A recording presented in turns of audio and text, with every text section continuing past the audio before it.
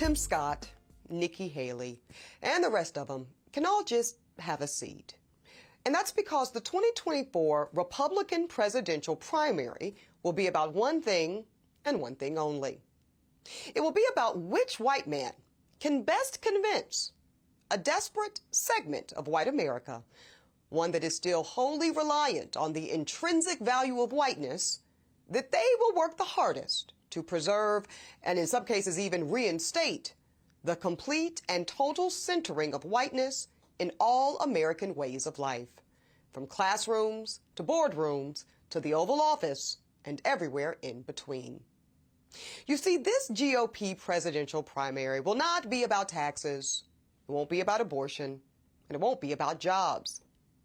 No, it will be about a single issue: race, really, whiteness.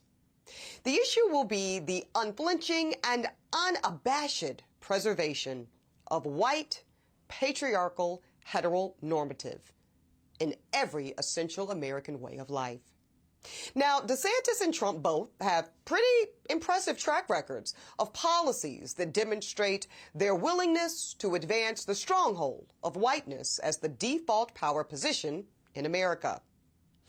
And you can now expect it to get even uglier and more nasty, more overtly anti-black, more misogynistic, more trans and homophobic, as these two poster boys for white mediocrity fight to the death to be the heroes of this particular type of desperate, insecure, and angry part of white America.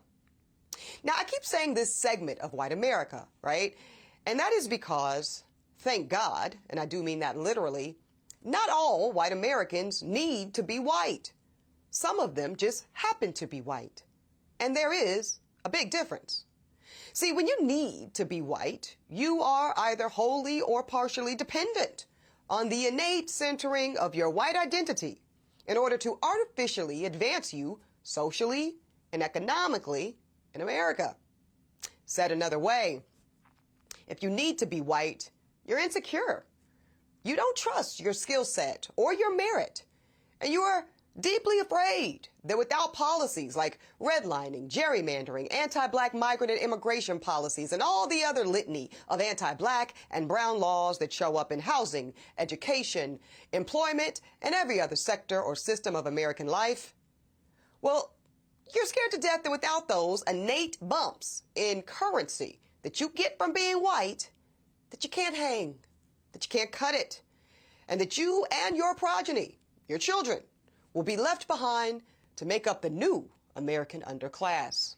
So yes, those particular desperate whites, they'll do about anything, including storming the U.S. Capitol and even taking white lives of Capitol City cops and, of course, 32-year-old Heather Heyer.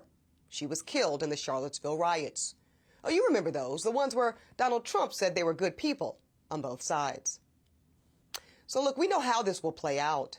And I suggest that Black America and that segment of white America that just happens to be white and is secure enough to play in an America that is truly equitable and equal as a playing field, I suggest we all prepare for things to get a lot worse before they get better.